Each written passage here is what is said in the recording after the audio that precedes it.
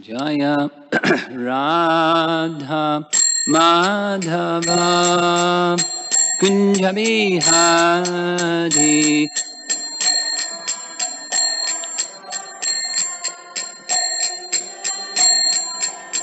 Jaya Radha Madhava Kunja Bihari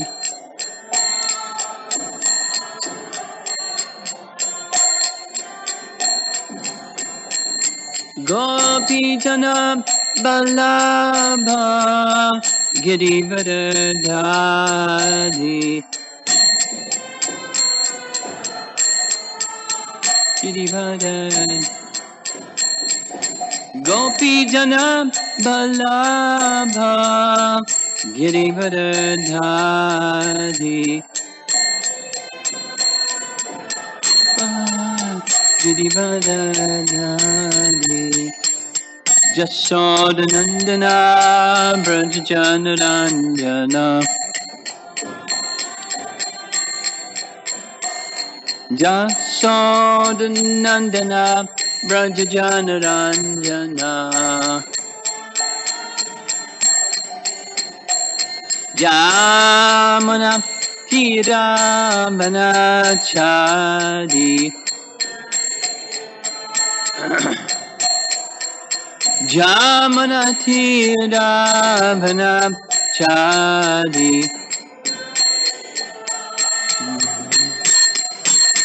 Jaya Radha Madhava Kunja Bihari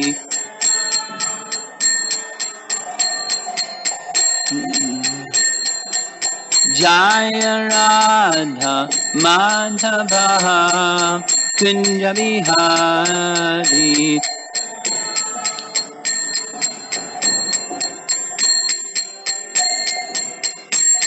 Gopi Jana Vallabha Girivardhari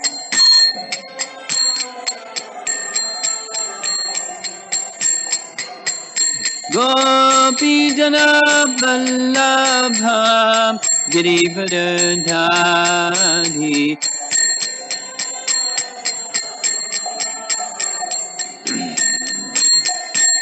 Jasodhanandana Brajajanaranjana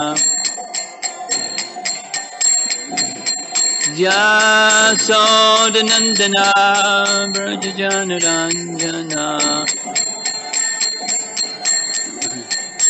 Jamana Kiravanachari Jamana Kiravanachari Jaya Radha Madhava Kunja Bihari Kunja Bihari Jaya Radha Madhava Kunja Bihari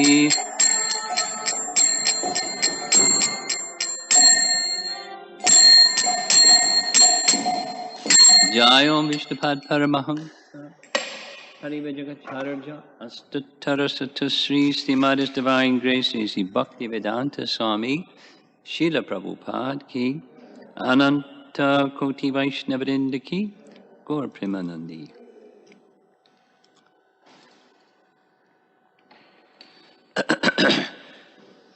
Om Namo Bhagavate Vasudevaya Om Namo Bhagavate Vasudevaya Om Namo Bhagavate Vasudevaya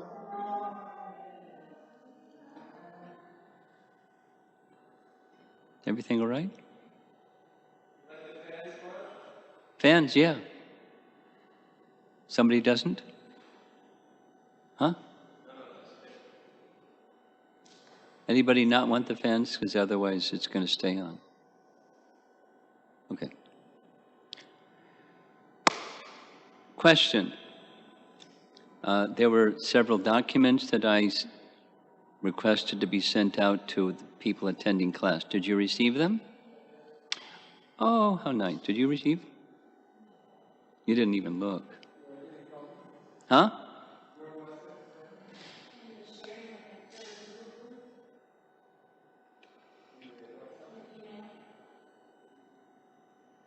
So one of those files was a PowerPoint. Yes? Didn't check. But okay. And the title of it is Twinkling Stars. Okay. So you saw it. You didn't see it. You're looking at it now. You're the one that wanted it. Come on. Just came? Yeah, you don't check your WhatsApp stuff too much. Okay. I did a little follow-up on the topic for this morning's class.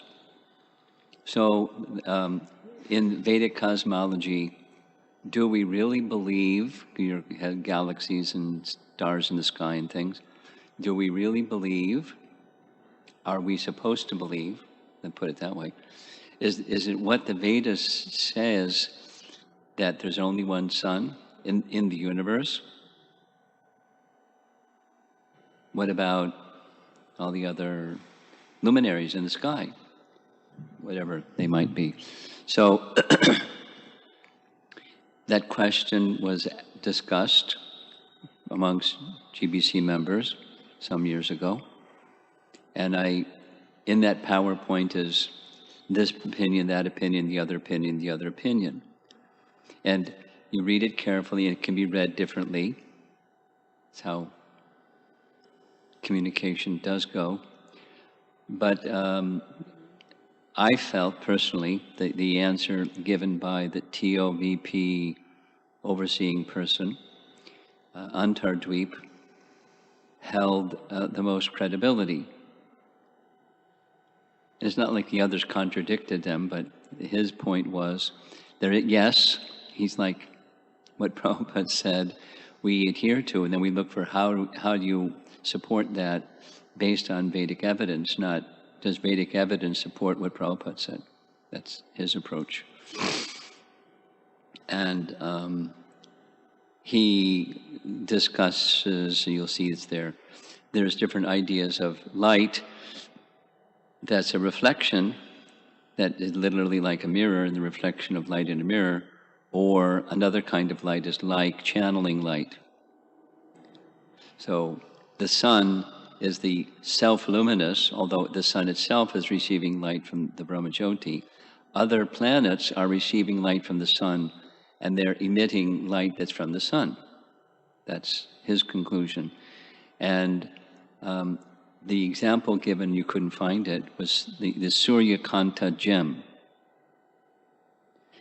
So here's Brahma Samhita 549. It's about Lord Brahma. It's that series of prayers that are describing different devas and devis.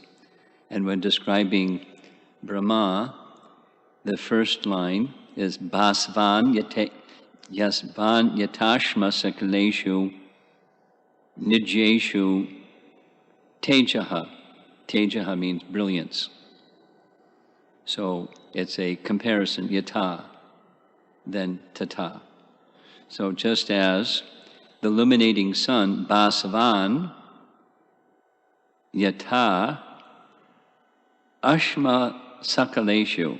Ashma Sakaleshu, the word for word is in various types of precious stones. Nijeshu, that's the sun's own Tejaha, brilliance.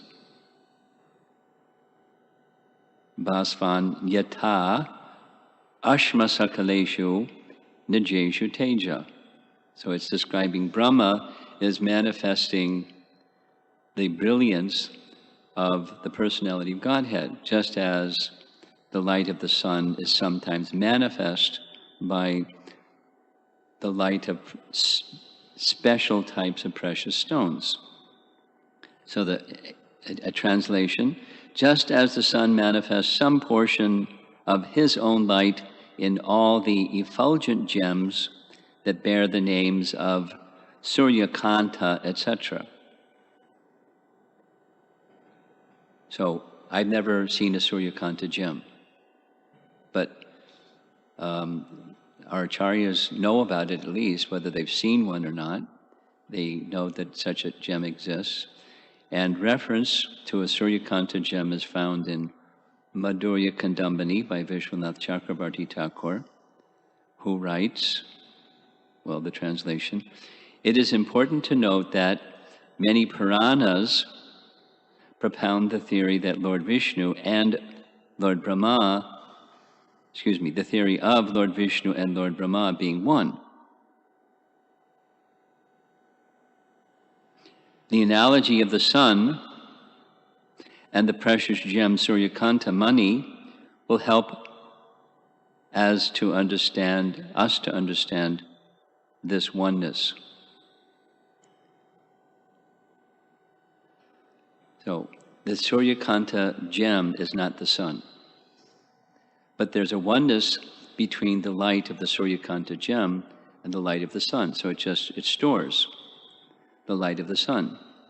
There's gems that reflect the light of the sun. Put a diamond or something in sunlight or light, and it will sparkle.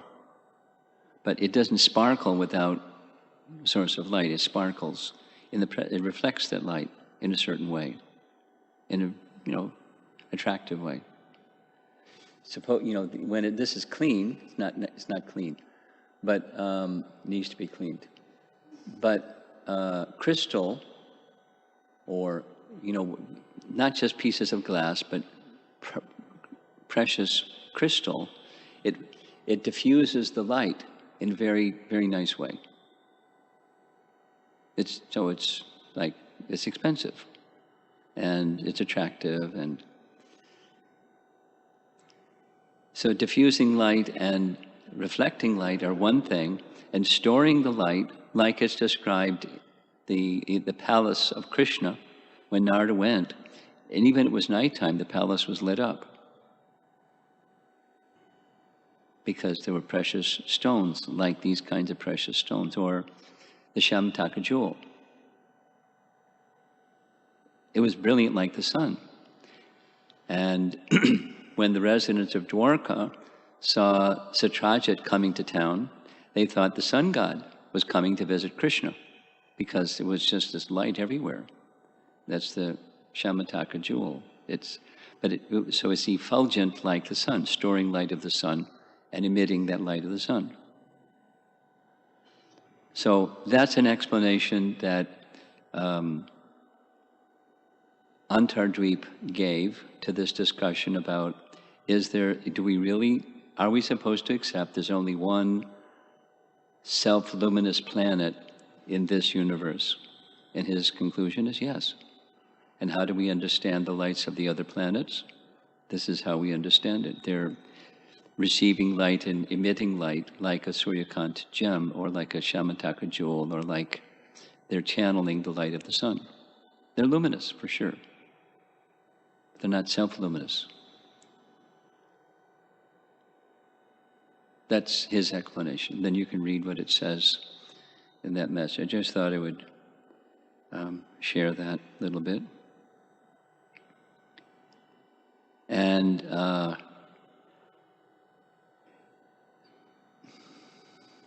there was mention yesterday about one of the questions, just going to touch on this and not go so far with it.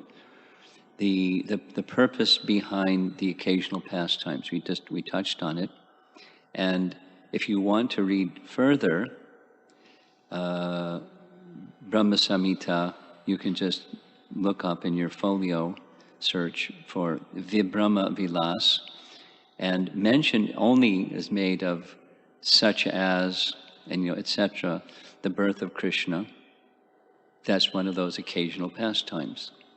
Our acharyas otherwise say Krishna leaving Vrindavan, killing of the demons, etc. So those are occasional pastimes, and there's a function. But specifically, in the longest purport in Brahma Samhita is touching on this topic specific to Swakiya Parakiya. So it's like way up there, and there's a pastime that resembles the bhav that exists in Krishna Loka, and the assertion of our acharyas is they're identical, but there's differences. The difference is the pastime is enacted here, and in Krishna Loka, the bhav is there, but there's no pastime like it. Specific to Swakiya Parakiya Rasa.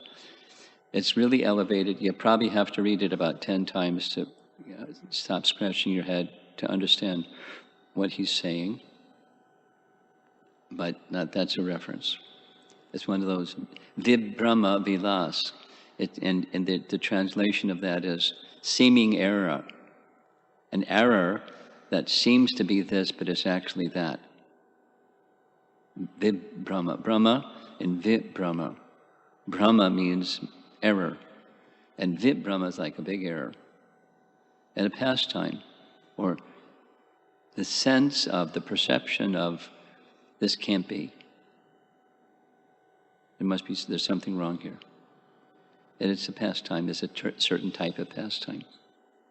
The occasional pastimes. Okay, so now we're continuing this morning with 2 verses, 10:37:21 and 22. So 21, this ends the series of verses where Narada is looking into the future, knowing the sequence of Krishna's future pastimes and reciting Krishna's future pastimes. And we heard there's 2 different ways we can understand. He is Trikaligya, that's one way. And another is he's experienced Krishna's pastimes in previous yuga cycles. But previous yuga cycles means another day of Brahma. And if it's another day of Brahma, Narada appears at the beginning of this day of Brahma, because in his previous life it was the previous day of Brahma. So both explanations are given as to how he knows Krishna's yet to happen pastimes. So it's future tense. Subsequently, text 21, subsequently, I will see you appear as time personified, Kala Rupasya, serving as Arjuna's chariot driver and destroying the entire armies of soldiers to rid the earth of her burden. Her burden is the earth burden of these demoniac kings.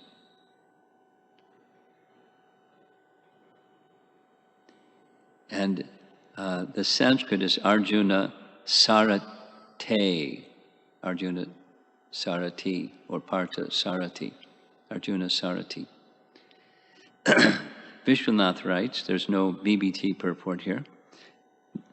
Vishwanath writes, Narada said, I will see you who destroys the universe in the form of time. Destroy the armies opposing Arjuna.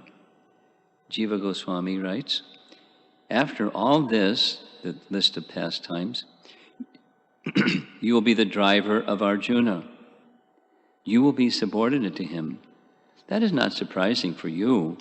You will become the universal form, Kala Rupasya. Though you are the form of the universe, you are capable of destroying it. He just withdraws it.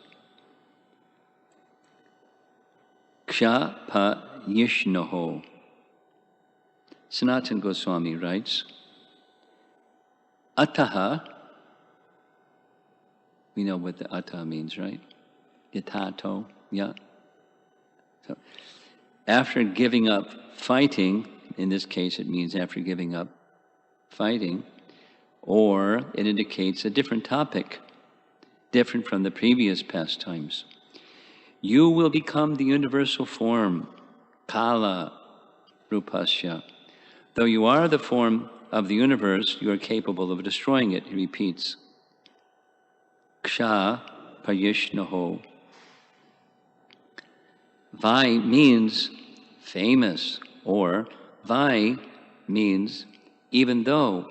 Though you are the form of the universe, or time, and the inspiration for all actions, I will see you become famous as the charioteer of Arjuna. This shows you are controlled by others. I have committed offense by having Vasudeva and Devaki, who are worshipped by Arjuna, bound up. That's Sanatana Goswami. 22. So it's now the reciting of pastimes is over, and now it's back to 2 verses of glorification. Let us approach you, the Supreme Personality of Godhead, for shelter. You are full of perfectly pure spiritual awareness and are always situated in your original identity. Since your will is never thwarted, you have already achieved all possible desirable things. And by the power of your spiritual energy, you remain eternally aloof from the flow of the qualities of illusion.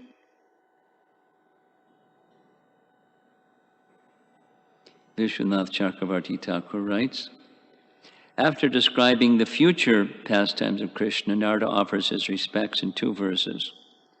I offer my respects to you, the Lord, concentrated Brahman, or spiritual essence, the object of pure realization.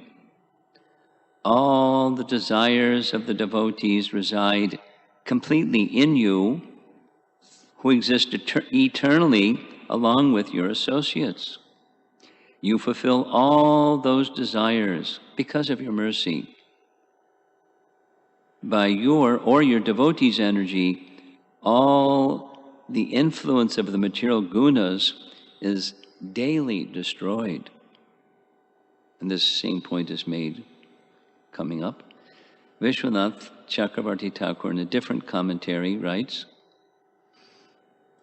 after describing the future pastimes of Krishna, Narada offers his respects in 2 verses, starting, I offer my respects to you, O Lord, who are concentrated Brahman, or spiritual essence, and the ultimate object of pure realization. All the desires of the devotees reside completely in you, who exist eternally, along with your associates. You mercifully fulfill all those desires through your potency, or else the potency of your pure devotees. You help them every day, nityam prati dinam, to avoid the influence of the modes of material nature. Interesting. And concluding is Jiva Goswami's commentary, who writes, Sridhar Swami explains that Vishuddha Vijnana Ghanam means exclusively, or kevalam, the one form of knowledge. Shruti says, Na chakshusha griyate rupam asya, or his form cannot be seen by the eye. Shetashvatara Upanishad. Yam evaisha vrinute tena labhyas tas yaisha atma vrinote tanum Swam. Kathopanishad says, the Lord can be attained only by his choice, and then he reveals his form to that person. Because the form is self-revealing, it is called a form of knowledge alone. That's this Kevalam point.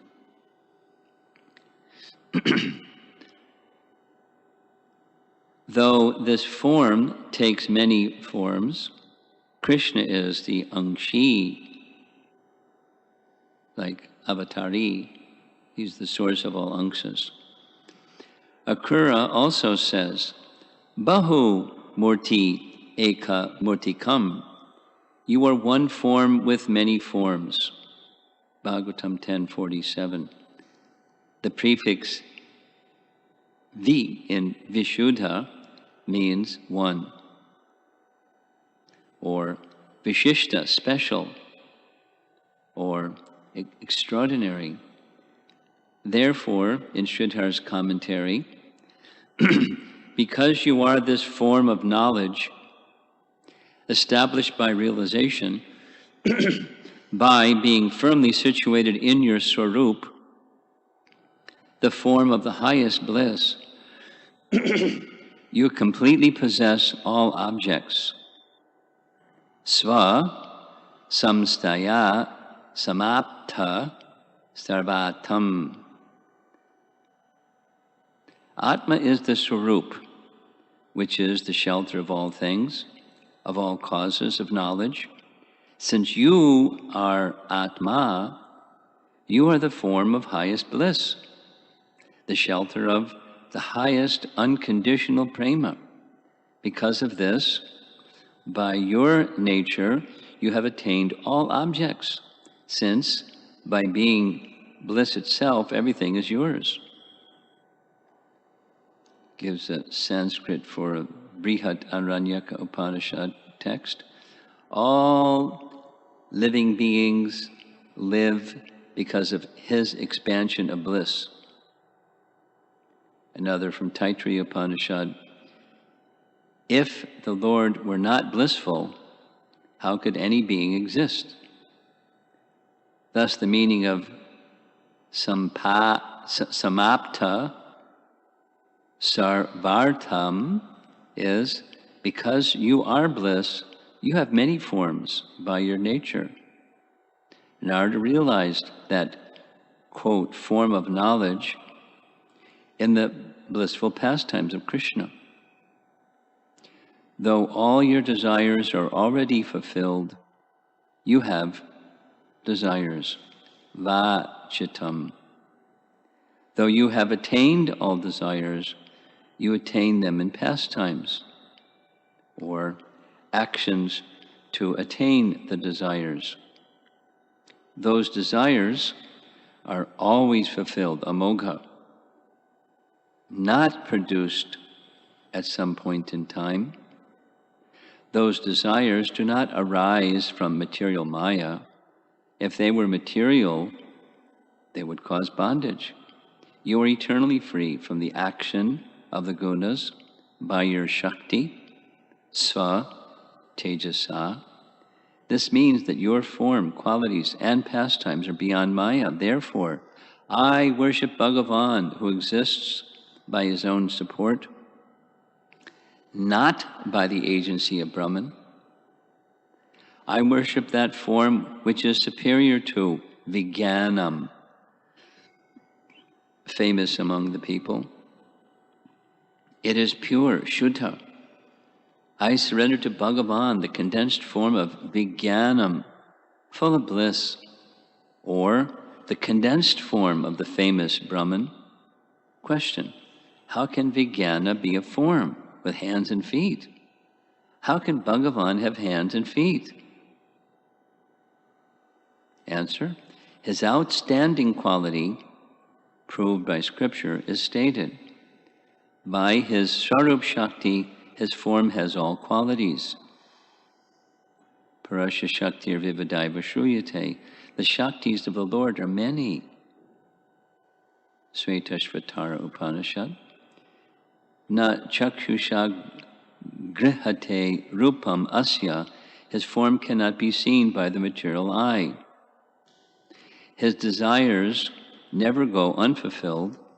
By his ichha shakti, he can reveal or cause the disappearance of anything. Question.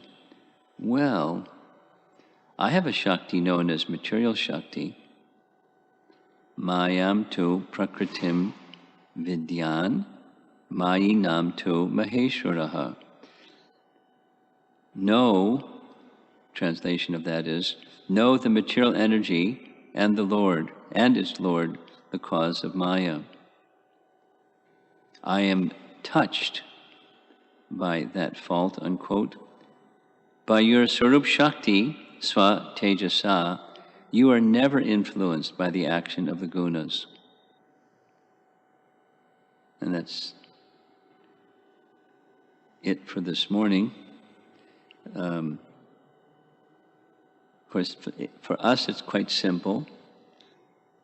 Krishna is beyond the modes of nature. End of story. But there are persons that have a different idea, different ideas and different ideas. So hearing it again and again from different angles helps to reinforce the same idea. No, we may not need to hear again and again and again and again from different angles. But there is consistency within the Vedas in describing the Supreme Lord, although sometimes it looks like there's discrepancy. There's this and then there's that. And, a short answer to that one is, he's the, since he's the source of everything, it means everything is within him. So even seeming opposites are within him. He's the resolve, or the, what's the right word? Yeah, that's a good one. He reconciles all opposing appearances of things because he's the source of all things. So one can see him this way, one can see him that way.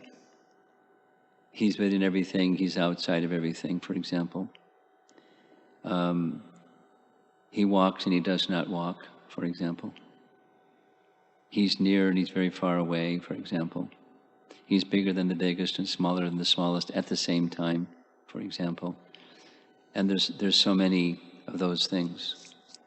There's some very celebrated verses in the Bhagavatam that describe like that. Maybe we'll touch that tomorrow. But Narada is an authority. He's one of the Mahajans, so we take what he says very seriously. And he's marveling at, in this verse, there's an implication, or it's implied that Vasudeva and Devaki have their desires, the demigods have their desires, the Mother Earth has her desire, there's different living entities that have their desires. They're your devotees, and you're the fulfiller of all their desires. And you have your desires, and your desires is to fulfill the desires of your devotees. So, Mathura that away.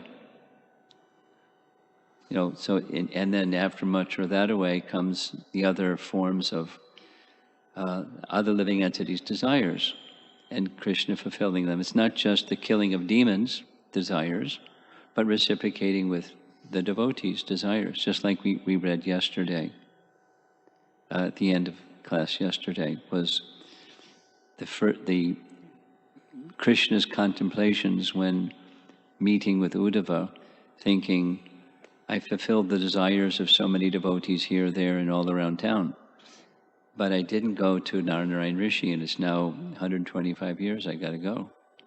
But if I fill up Uddhava with transcendental knowledge, then he can go to Narayan Rishi and those devotees in Badri, and then I can give my association through him.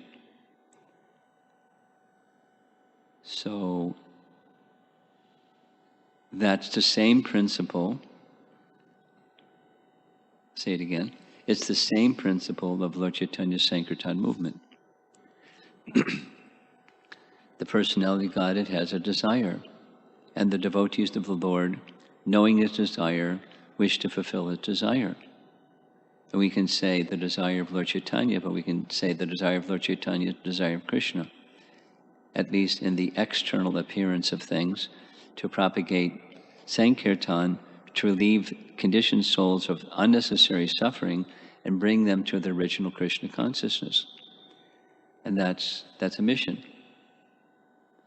So there's different categories of living entities, but in separation from Krishna, the Angsi or Avatari, living entities are intrinsically, inherently wanting his association, wanting happiness, wanting knowledge, wanting bliss, wanting our natural life in the midst of so many unnatural things, and continuing on like donkeys doing unnatural things that are detrimental to us and to the earth and to each other, and it goes on.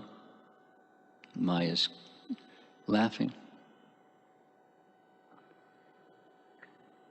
There's a recording that it was just transcribed of Srila Prabhupada describing a drama that Bhaktivinoda Thakur had written, The Age of Kali and Sin. And he was narrating it to Hayagriva, who was an English professor, and it was kind of like, or not kind of like, it was explicit.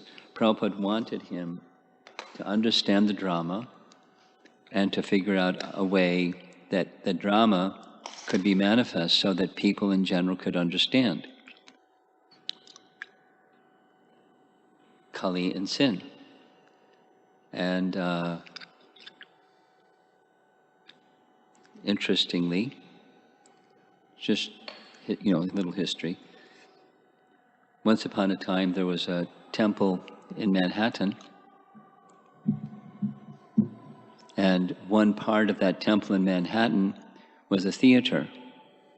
And there was a group of devotees headed by Sudama Maharaj and, very celebrated devotees, Loitaksha and Rasikya and Lokamangala and Nayanabaram and this one, that one. And they had a theater group by Kunta players, and they put on the drama for Prabhupada.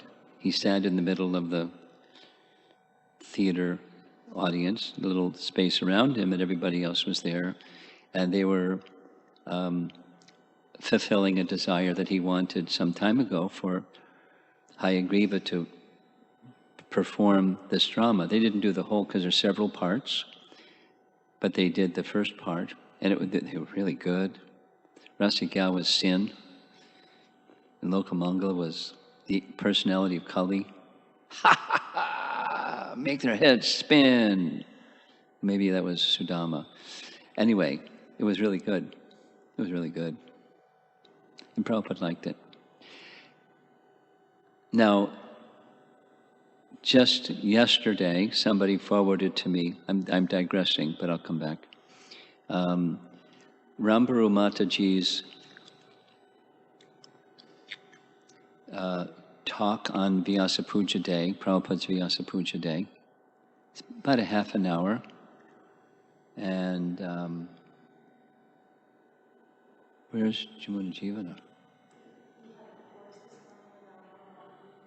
He what?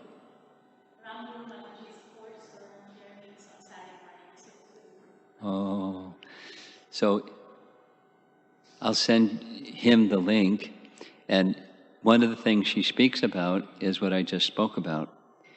Something that devotees need from time to time. There's many things that devotees need for time to time. She's a devotee, and she's a professional caregiving personality by her profession and by her nature.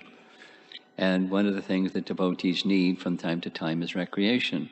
And she, like, have fun. And one of the have fun things is a drama. And Prabhupada, it was really fun. It was serious. Bhaktivinoda Thakur wrote the drama in Bengali, and it was being performed in English. But it was humorous, but at the same time there was gravity, along with the philosophical satisfaction of what the philosophical content is, and then the affective part, which is like the joy that the personality of Kali gets in making the heads of people spin. There's probably a video made of that, because during those days we were making videos. It was really a good drama. Really a good drama. But some of those things, from time to time, not just,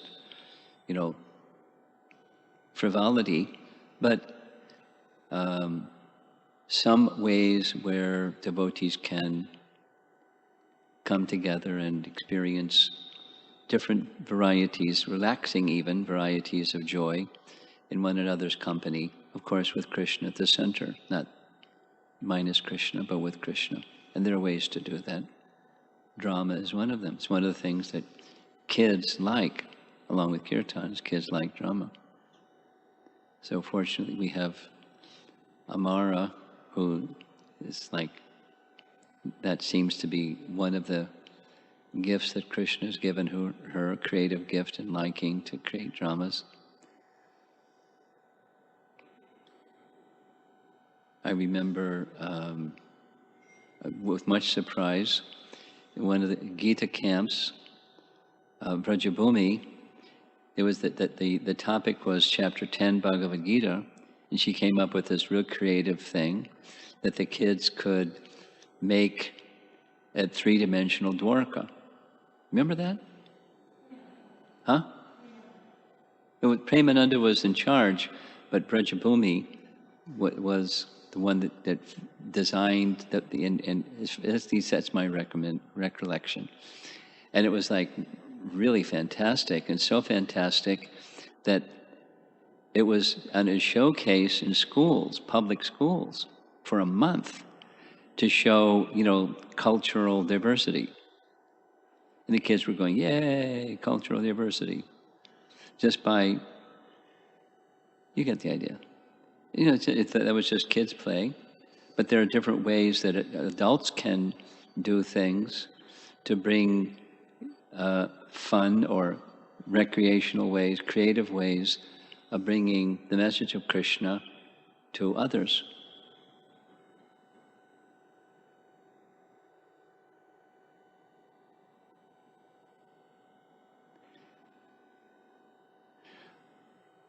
Okay, so let's see if there's some discussion. We'll start with the in-the-room discussion, and then we'll go to online.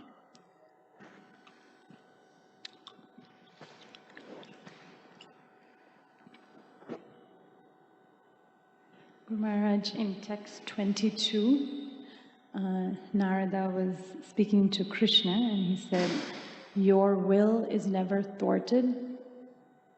So how do we understand the fact that the living entity has free will and sometimes chooses things that Krishna doesn't really want us to choose, such as even leaving the spiritual world, and he, like a parent, allows us.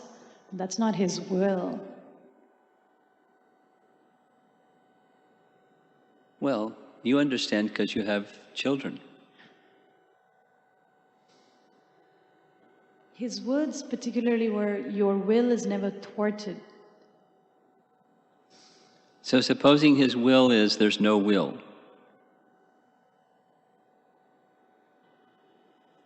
then there's no love. Supposing there's love, then there's will, because it's voluntary.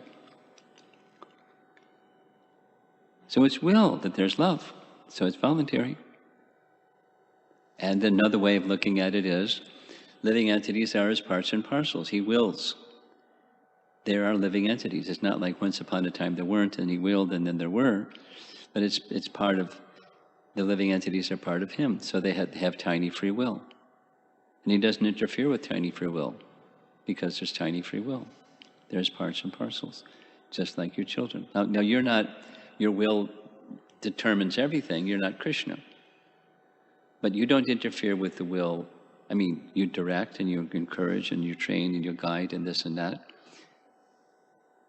And there's a limit. So Krishna guides and encourages, but it's voluntary. And there's degrees of love too. There's all this diversity, all centered around our regard for Krishna, because it's voluntary to have love. And that's his will. That there's love. There must be free will for there to be love. That's his will. It's part of love. You allow some freedom to those who love you and you love them.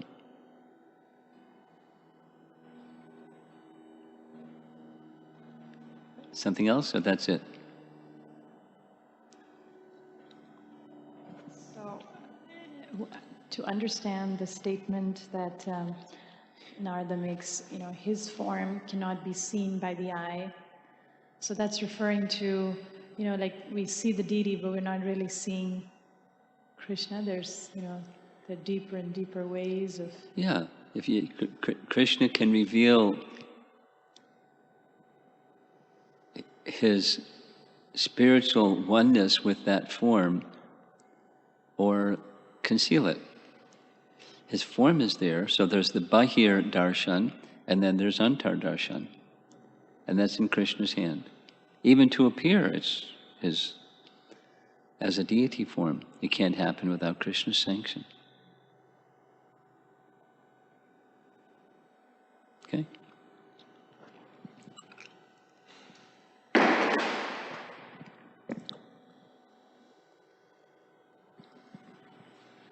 Guru Maharaj, you spoke in the beginning of the class on cosmology, the stars, and it's clear that for materialistic people in science and cosmology, there's a difference between stars and planets. Yep. And as you explained, there's the understanding of what the stars, they're not self-effulgent, they take from the sun, as you explained. And however, there's also descriptions of stars being planets, like say Dhruva Loka, Prabhupada says a pole star. And but there's also descriptions of stars, like when Krishna appears, there was, I can't remember, Rohini, or there was a star. Yeah. Constellation. Rohini is a constellation. Constellations and things like that. So, does that mean that some planets can be stars and some stars are just stars in the whole universal, body and like that? Like we see thousands of stars. Yeah. Are there planets? Of course. They're entities. You can say planets. You can use that nomenclature. They're planets, and they're effulgent. Now, where from the effulgence comes? That's the question. Now, look more carefully, tonight or later today or something, at the different opinions. I expressed this particular explanation resonates most with me. And there's other explanations with scriptural reference. So look, and then it gives, Canto 5, chapter this and that, the Vedic cosmology. You look at it and read it and carefully look at the commentaries of Acharyas and look at it. So I'm not taking the position that there's only one way to look at that question. I'm indicating that resonates the most with me. It makes a lot of sense. I invite you to do the same. See what makes sense to you. Because there are different ways of looking at the same thing. But very clearly, repeatedly, Prabhupada says, in this universe, there's one self-luminous planet. And the others are reflecting. That's just you. So you look. No, it's just, we can just shrug our shoulders and say it's really not so important to me, so I'll just let it go. But when people read Bhagavad Gita and they read what it says in chapter blah blah blah, and they may ask you, you go shrug your shoulder and say, well, Prabhupada said, so I'm okay with it. And they'll wonder what's behind your convictions and all the whole story. So, I invite you, take a look. What I gathered took about a month of back and forth in different persons. I just took the essence, there was more. And amongst learned devotees, there's different opinions or different understandings of the same subject. Okay, does that address your question? Anyone else in the room has something? Okay, we'll go to online.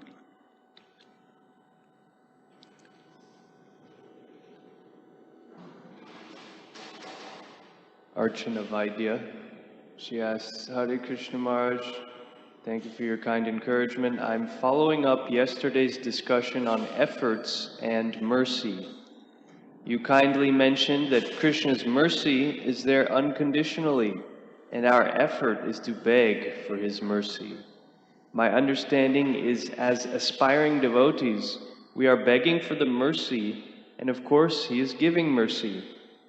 Then is the missing point that I am not yet matured in seeing his mercy clearly due to my clouded vision of spiritual understanding. So it's just a reflection, and I'm confirming, yeah, that's you have a good understanding of where you are and where you want to go and how to get there. It's not a question, it's just a comment, right?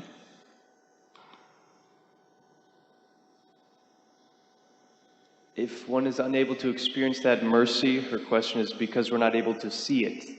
We're not able to... Yeah. We're covered. Consciousness is covered. Next. That's all for now. That's it. Anyone else? Krishna Archana, anything? Not this morning. Okay. Srila Prabhupada ki jai.